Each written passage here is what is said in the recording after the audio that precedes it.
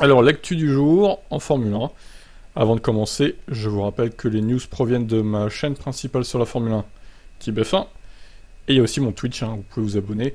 On parle de F1 sur ces deux chaînes de façon constante et régulière. Les liens sont dans la description. Bon visionnage. Ciao. Norris, la MCL36 ne convient pas du tout à mon style de pilotage. Ah oui, ça serait quoi si elle convenait alors à son style? Déjà qu'il atomise Ricciardo. Alors imaginez si la voiture convenait à son style. Des choses ont été dites au sujet du fait que la voiture ne convenait pas à Daniel, ou ce genre de choses. Et tout le monde pense donc qu'elle a été conçue pour moi, mais ça ne pourrait être plus faux. Ce n'est pas que je déteste piloter cette voiture, mais elle ne convient pas du tout à mon style. Je dirais qu'en début d'année, elle convenait davantage à Daniel qu'à moi en termes de pilotage. C'est quelque chose qui m'a posé problème en début de saison. Disons que je m'y suis désormais adapté. Mais c'est loin d'être la voiture que j'aimerais avoir dans un monde idéal. Si je voulais la meilleure monoplace, pour réaliser le meilleur temps au tour, ce n'est clairement pas celle que je choisirais. Alors laquelle tu prendrais, la Red Bull sûrement? J'ai dû m'adapter bien plus à cette voiture. Il n'y a pas grand chose que l'équipe puisse faire pour m'aider. Elle fait juste en sorte qu'elle soit le plus rapide possible. Je demande des choses et indique la direction dans laquelle je souhaite aller. Ce n'est pas comme s'ils allaient uniquement se concentrer là-dessus en soufflerie. En termes de caractéristiques, j'ai piloté une voiture similaire à celle de ma première année en Formule 1, en 2019, même si elle est différente. C'est la première fois depuis mes débuts que j'ai eu autant besoin de m'adapter. Norris a déjà goûté au champion du podium à 6 reprises dans sa carrière. Mais s'il n'était pas loin de remporter le Grand Prix de Russie l'année dernière, il devra peut-être se montrer encore plus patient avant de remporter sa première victoire en F1. Le Britannique prolongeait son contrat avec McLaren jusqu'à fin 2025 en début de saison, et si son équipe aura fort à faire pour combler l'écart important qui existe avec les 3 top teams, il reste confiant d'être dans la bonne écurie pour le futur. L'avantage aussi, c'est que tu peux voir à long terme, quoi. Tu n'es pas là de demander à chaque fin de saison est-ce que je vais rester en F1 dans cette écurie? En signant ce contrat, je savais que je n'allais pas gagner de course à court terme. J'en étais déjà conscient l'année dernière. Ça paraît également improbable pour l'année prochaine, mais encore une fois, j'en étais conscient. Donc si j'ai choisi de signer sur le long terme, c'est parce que je crois au fait que nous pouvons réussir ensemble, et je pense que ça rendra le succès encore plus agréable que si j'avais rejoint une équipe déjà en mesure de gagner des courses. J'ai foi en mon équipe, je pense n'avoir jamais été dans un meilleur endroit. De toute façon, il aurait pu aller où, Norris? Éventuellement un équipier de Max, chez Red Bull. J'aurais bien aimé avoir un duel entre les deux d'ailleurs. Je pense qu'il aurait donné la vie plus dure à Verstappen que Perez. Mais bon, ça, on verra sûrement jamais ça. Ils seront sûrement jamais ensemble les deux. À voir, peut-être qu'un jour, mais ça m'étonnerait. Bon, vous en pensez quoi, vous? Ciao. Domenicali est conscient du manque de baquet pour les pilotes. Le PDG du sport n'est toutefois pas prêt à accueillir de nouvelles équipes. Insupportable, je crois qu'Andretti il peut dire adieu à son projet d'équipe de F1. Il y a actuellement 10 équipes et 20 baquets en F1, ce qui est moins que la plupart des années dans l'histoire du sport. Bien qu'un boom de popularité ait considérablement augmenté, la demande et l'intérêt de rejoindre la grille, surtout depuis l'arrivée des budgets plafonnés. La même chose permettra aux motoristes actuels et futurs de maîtriser leurs coûts. Ainsi, Audi est déjà confirmé en tant que motoriste à partir de 2026, mais souhaite racheter une équipe. Ça serait Sauber, tandis que Porsche souhaite toujours entrer en F1 malgré l'échec des accords avec Red Bull. Pourquoi ne pas libérer un peu de pression? La F1 est maintenant saine, rentable, et de nombreux pilotes talentueux, jeunes ou moins jeunes, se retrouvent sans paquet. Nous sommes conscients de cette situation, il manque des places. Regardez Ricciardo. C'est un grand pilote, mais il est dans un moment difficile de sa carrière. J'espère qu'il trouvera une place et restera en F1. La F1 ne doit plus céder aux mauvaises pulsions comme avant. Comme toujours, vous devez être équilibré. Vous devez voir toutes les choses qui sont autour de la table, avoir plus de pilotes. En fin de compte, il y a toujours une limite à définir. En ajoutant 1 ou 2 teams, vous pouvez ouvrir des baquets, mais ensuite, pourquoi pas 1 ou 2 de plus? Mais non, mais une équipe de plus déjà, ça ferait 22 voitures, ça ferait 2 places de plus, ça serait pas mal. On ne demande pas plus, Nous devons voir quelle est la bonne dimension, ce qui réussit à ce sport. Il y a l'évaluation de la durabilité d'une nouvelle équipe, mais aussi l'évaluation du côté de la F1, que ça ne ferait pas une de trop. En termes de priorité, ce n'est pas vraiment besoin pour la F1 aujourd'hui, mais étape par étape, nous progresserons sur le sujet. L'arrivée de nouveaux acteurs en 2026 pourrait être un déclencheur, mais à court terme, c'est pas envisageable. Ouais, ok, donc Andretti qui veut rejoindre en 2024, c'est fini. Je crois qu'ils peuvent arrêter de travailler sur le projet et se concentrer sur d'autres projets, parce que la F1 ne veut pas leur ouvrir les portes. Je crois que là, tout est dit. Je trouve ça dommage quand même. Sachant que Andretti, ça n'a pas l'air d'être des guignols, c'est pas HRT ou Virgin Racing, quoi. C'est dommage. Qu'est-ce que vous en pensez, vous? Ciao. Wolf, nous ferions sauter un moteur à chaque course. What? Le titre est trop bizarre. Wolf estime que les pénalités de grille pour les gros propulseurs sont trop compliquées, mais il reconnaît qu'il doit y avoir un moyen de dissuasion pour éviter une course à la casse. Nous devons nous rappeler pourquoi nous l'avons. Du côté du châssis, nous avons des coups plafonnés. Nous ne l'étions pas avant. Du côté du moteur, nous ne sommes pas encore plafonnés en termes de coûts. S'il n'y avait pas de pénalité sur la grille, nous aurions beaucoup de moteurs pour les qualifs, pas 5 moteurs mais 20.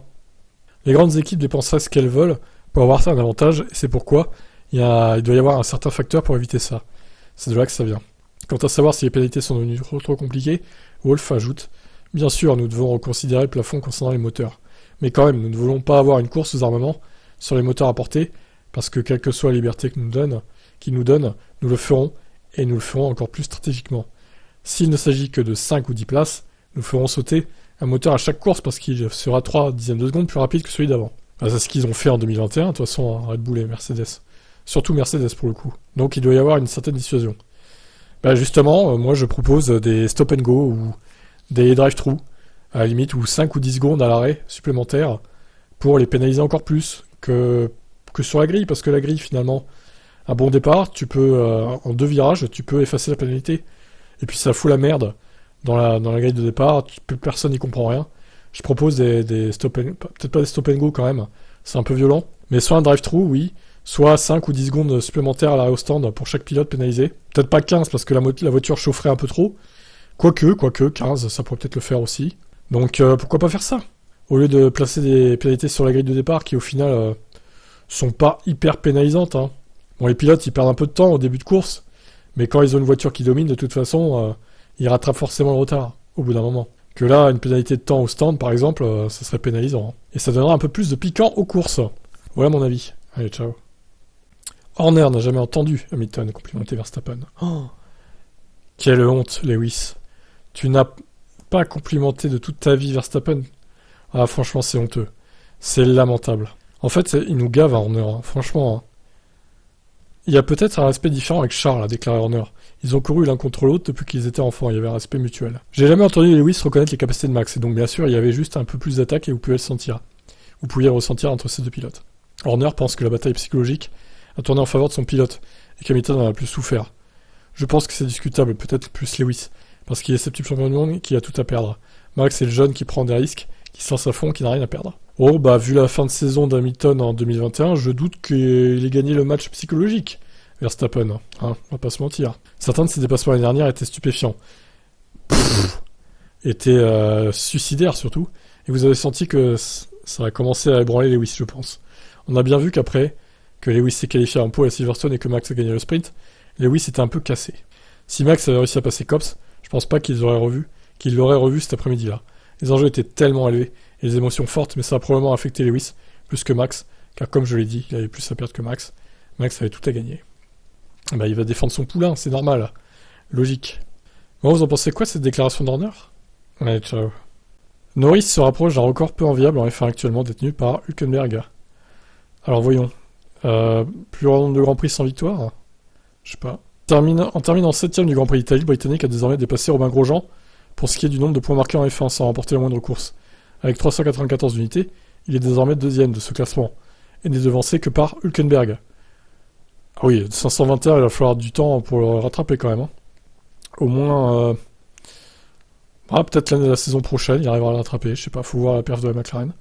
Bien sûr, à l'inverse du pilote allemand, Norris est déjà monté sur le podium à 6 reprises, notamment cette année à Imola. Il a seulement 22 ans, il a encore le temps pour inscrire son nom au palmarès de vainqueur du Grand Prix.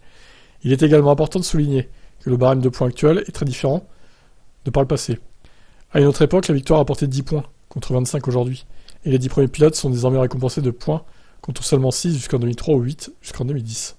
Ceci étant dit, il faut espérer que Norris ne regrettera pas trop longtemps cette opportunité manquée à Sochi, où il menait la course devant Hamilton, avant de tout perdre suite à l'arrivée de la pluie en toute fin d'épreuve.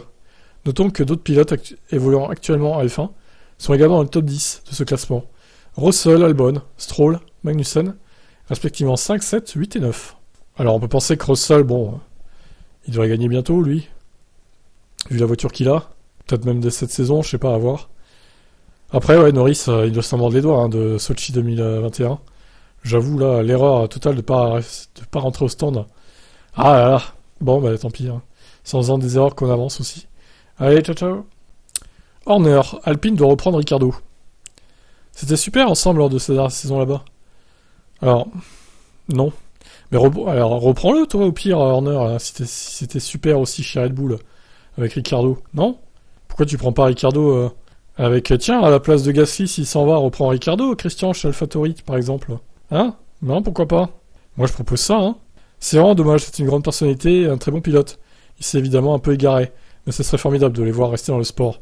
Si j'étais à la place d'Alpine, je le reprendrais probablement, pour être honnête avec vous. Ils le connaissent depuis quelques saisons, c'était super ensemble lors de la dernière saison là-bas. Avec des bons podiums. Hein. C'est le genre de gars qu'il pourrait reconstruire. McLaren n'a pas été une bonne expérience pour lui, pour une raison quelconque, et vous devez juste repenser à certains ce qu'il a fait pour nous. Ça va rien dire. À certaines des victoires, à certaines choses plutôt, qu'il a fait pour nous, à certaines victoires qu'il a remportées au podium et au dépassement époustouflant dont il a été capable. C'est toujours dans là. Oh putain, et ils ont traduit avec une IA cet article ou quoi là? Incroyable là. J'en suis sûr. Il a juste besoin d'une sorte de remise à zéro. Et Ricciardo a eu du mal avec sa MCL35M de l'année dernière, tout comme la MCL36 de cette année. Deux monoplaces pourtant bien différentes. Comment il explique ça? Comme dans tous les sports, la confiance est un élément important. Pour une raison quelconque, il n'a pas eu le feeling avec la voiture malgré deux jeux de règlement différents. Ça a probablement entamé sa confiance. Il y a toujours un pilote capable en lui. Et vous n'oubliez pas comment piloter. J'espère donc pour lui qu'il aura une autre opportunité, qu'il sera sur la grille l'année prochaine. Ah là là, quel hypocrite ce mec, sérieux. Ah bah franchement oui, que Alpine le reprenne, comme ça Alpine, ils vont perdre de la performance à cause de lui, du coup. C'est malin ça. Christian, bravo. Ça fera un concurrent en moins. Même si bon, Alpine, normalement, c'est pas des concurrents directs pour Red Bull. Mais pour AlphaTauri, c'en est, pour le coup, donc voilà. Bah, j'espère qu'ils feront pas ça Alpine, qu'ils vont prendre Gasly comme prévu. Même si là, pour l'instant, on n'a pas de nouvelles, pour l'instant, c'est au point mort. Mais bon, ça doit négocier sec en coulisses, j'imagine. On aura sûrement une réponse, je dirais début octobre, un maximum. Peut-être même avant Singapour, qui sait. Allez, ciao.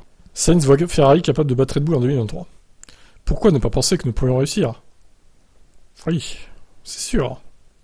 S'ils corrigent toutes leurs erreurs et s'ils rendent la voiture un peu plus performante, pourquoi pas?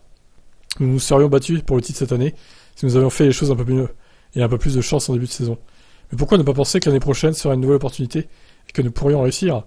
Après le grand pas en avant effectué depuis l'année dernière, ça doit être l'objectif de Ferrari. Sainz a également rendu hommage à Red Bull et à son pilote. Verstappen effectue une grande saison et Red Bull ne commet pas la moindre erreur. Ni au niveau de la stratégie, ni au moment de prendre des décisions importantes. Ils prennent des pénalités lors des courses où ils savent qu'ils ont la meilleure voiture. Ils réalisent une saison très complète, ça les a rendus très difficiles à battre. Pour autant, le pilote Ferrari considère que ses rivaux ne sont ni imbattables ni inatteignables. Nous aurons une chance lors de chaque course restante et nous allons essayer de les battre. Nous devons apprendre et nous retrouver dans la position qui est la leur l'année prochaine. À défaut de pouvoir décrocher un titre en fin de saison, Ferrari peut tout de même se féliciter d'avoir trouvé le chemin de la victoire cette saison. Mais elle doit désormais regarder dans ses rétros, car Mercedes, qui n'a rien gagné cette année, mais qui fait preuve d'une excellente régularité, pourrait aussi lui ravir la deuxième place. Nous avons connu une première moitié de saison très positive. Nous avons atteint notre objectif qui était de nous battre pour des victoires, face à Red Bull et Mercedes. Il est vrai que la voiture était très compétitive, et nous aurions probablement pu remporter davantage de courses si nous avions fait un peu mieux tout, quoi. Nous devons clairement être parfaits si nous voulons battre Red Bull, et désormais, Mercedes semble être revenu en termes de vitesse. Alors, pas sur tous les circuits, mais sur certains, oui. Il est évident pour nous que ces deux équipes évoluent à un niveau très élevé. Vous ne pouvez pas faire le moindre pas de travers, car si c'est le cas, elles vous battront. Écoutez, je ne sais pas si Ferrari jouera le titre l'année prochaine. Ça se trouve, ça va être l'année prochaine, ça va être Red Bull vs Mercedes encore, et Ferrari seront un peu plus loin. Ou alors, ça sera encore Red Bull et Ferrari, je sais pas. Ou Red Bull tout seul et Mercedes et Ferrari en duel. Dur à dire, hein. Ou Mercedes tout seul et Red Bull et Ferrari en duel. Ça paraît tellement peu probable par contre, vu la saison 2022, mais bon, on sait jamais. La Formule 1 est pleine de surprises. Je vous laisse commenter, ciao. Mazepin détaille les sommes que lui doit As. Ah, ça va être marrant ça, tiens. Combien il leur doit là? Je peux pas dire avec certitude s'ils ont répondu, je vais donc vérifier l'information. Mais malgré les sanctions, il est possible pour moi de recevoir des dédommagements. Les sanctions ne donnent à personne le droit de contourner les contrats. Je crois en la vérité et qu'un juge fera son travail. Tout d'abord, ils me doivent le salaire de l'année dernière. Il était censé être payé mensuellement. Mais en raison de petits problèmes avec la comptabilité, ça ne s'est pas passé comme ça aurait dû. C'est un chiffre avec 5 ou 6 zéros. Je me rendrai bien à leur service comptable, mais les sanctions ne me permettent pas de voler. Alors, 5 ou 6, faut savoir, parce que 5 chiffres, ça fait même pas 100 000. C'est pas grand chose comme salaire. Je sais qu'il est pas très bon, Mazepin, mais même pas 100 000 de salaire, c'est ridicule, quoi. Il y a aussi les primes et pertes matérielles, donc parce que je comptais sur le contrat à long terme, les pertes d'image, et même une voiture de Formule 1 qui était dans le contrat mais qui n'est pas venue. Une voiture de F1 qui était dans le contrat? Quoi? Genre, il pouvait gagner une voiture de As? C'est quoi ça? Tout ça concerne l'année dernière et n'a rien à voir avec cette saison. La plus grosse perte pour le pilote reste morale, avec la fin de son aventure au plus haut niveau. J'ai voulu être en Formule 1 toute ma vie. J'avais réussi et je sais, sans aucun doute, ce que je suis capable de faire dans une voiture de compétition. Cependant, il affirme qu'il ne reviendrait pas chez As s'il était invité, estimant que les valeurs humaines ne sont pas assez élevées. Mais t'inquiète pas, tu vas pas être invité chez As, hein, Mazepin, de toute façon. C'était une occasion pour eux de se débarrasser de toi, hein, parce que t'es trop nul en fait. Je ne veux pas y retourner même si les règles sont respectées, parce que je ne veux pas être en Formule 1 à tout prix. Les qualités humaines sont également importantes pour moi. Alors quand un patron d'équipe se comporte comme ça, je pense qu'il y a 9 autres équipes avec lesquelles je peux avoir un dialogue. Je sais pas s'il croit vraiment ce qu'il dit, honnêtement. Ça paraît un peu improbable. Bon, vous en pensez quoi de Mazepin? Est-ce qu'il va revenir en Formule 1 un jour? Allez, ciao. Et Horner qui reparle de Mazzy, oh là là. Insupportable. Il a été traité de manière injuste après Abu Dhabi 2021. J'ai trouvé injuste la manière dont il a été traité, car je pense qu'il a fait de son mieux, en suivant les principes qui avaient été énoncés. A déclaré Horner pour le podcast Beyond the Grid. La seule chose qu'il a foiré, était de ne pas autoriser les 2 dernières voitures du peloton à se dédoubler.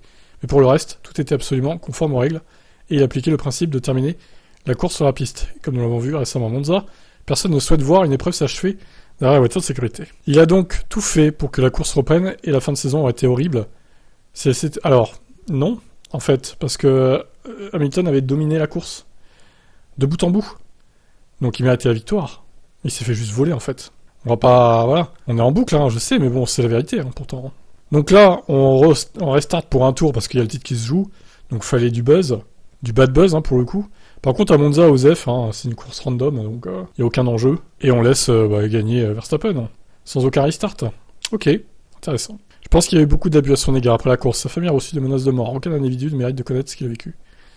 Depuis cet incident, la FIA a décidé de remplacer Michael Masi par Neil Wittich et Eduardo Freitas. Il reste encore de nombreuses améliorations à effectuer.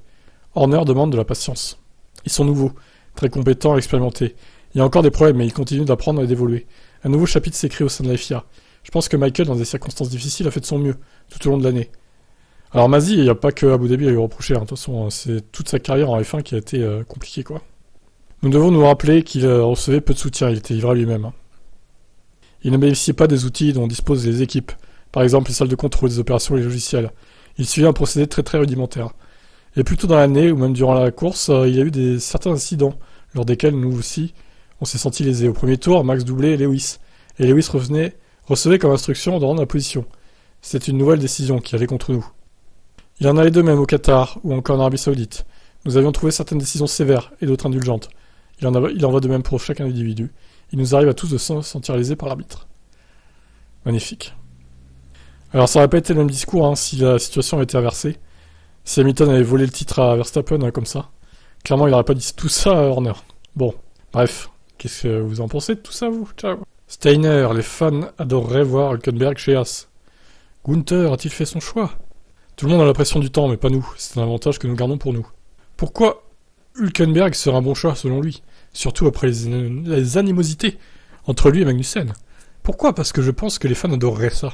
Plus sérieusement, ils ont parlé et intéressent cette vieille âge de guerre depuis longtemps. Un pilote comme Nico apporte beaucoup d'expérience avec lui et ça compte. La piste Ricardo, dans ce cas, pourrait-elle aussi intéressante? Steiner admet ne pas être très actif. Ce serait plutôt à l'Australien de manifester son intérêt. Ce que nous demandons, c'est qu'un pilote contribue à améliorer l'équipe. On a déjà évoqué la situation de Daniel, délicate. Quel risque ça peut nous prendre? En fin de compte, l'intuition et que nous avons est quelque chose qui ne peut pas être calculé mathématiquement. Dans la situation de Daniel, il doit d'abord décider ce qu'il veut faire. Ça n'a aucun sens de le persuader de faire quelque chose. Donc, s'il en a envie, il nous appellera certainement. Moi, je pense qu'il ne se réduira pas à aller chez Haas, Ricardo. Il a dit je resterai pas en F1, quoi qu'il arrive, coûte que coûte, quoi. C'est-à-dire, j'irai pas dans une équipe de merde, tout ça pour rester en F1, quoi. En gros, c'est ça que ça veut dire. Sinon, donc, il dira probablement je prends une année sabbatique ou il fera quelque chose d'autre. À l'entendre, Mick Schumacher ne semble plus s'inscrire dans ses plans. C'est du 50-50 à ce stade. Ouais, je pense que c'est plutôt 80-20 pour Mick Schumacher sur le départ. Hein. Mais bon. Allez. Ah, putain, Hülkenberg, le retour encore. Ça serait incroyable. C'est un boomerang ce mec qui revient tout le temps en fait. Qu'est-ce que vous en pensez vous? Ciao. Et Tsunoda qui prolonge avec AlphaTauri pour 2023. Pas trop mérité hein, quand même. Hein. Mais bon, est-ce que ça veut dire que du coup Gasly va partir et qu'il faut pas changer de pilote? Il y a peut-être de ça aussi. Je tiens à remercier chaleureusement Red Bull, Honda et AlphaTauri, de continuer à me donner l'occasion de piloter en F1. Ayant déménagé en Italie l'année dernière pour être plus proche de l'usine, je me sens vraiment partie intégrante de l'équipe. Je suis heureux de pouvoir continuer à courir chez eux en 2023. Bien sûr, la saison 2022 n'est pas encore terminée, et nous nous battions toujours avec acharnement. Nous nous battons toujours avec acharnement dans la bataille du milieu de peloton. Je suis pleinement concentré pour la terminer en beauté, et ensuite, on se tournera vers l'année prochaine. Après, Toast qui dit qu'il progresse, machin. J'attends toujours de lui des bons résultats lors des 6 dernières courses 2022. Comme je dis toujours, un pilote a besoin d'au moins 3 ans pour se familiariser pleinement avec la Formule 1. Donc je suis content qu'ils aient le temps de démontrer tout son potentiel. Ouais, bon après, il a pas fait une saison 2022 brillante, je dirais, à Tsunoda. Moyen hein, quand même. Donc 2023, à voir. Mais s'il refait la même qu'en 2022, à mon avis, ça sera fini pour lui. Nous verrons bien. Qu'est-ce que vous en pensez de cette prolongation, ciao?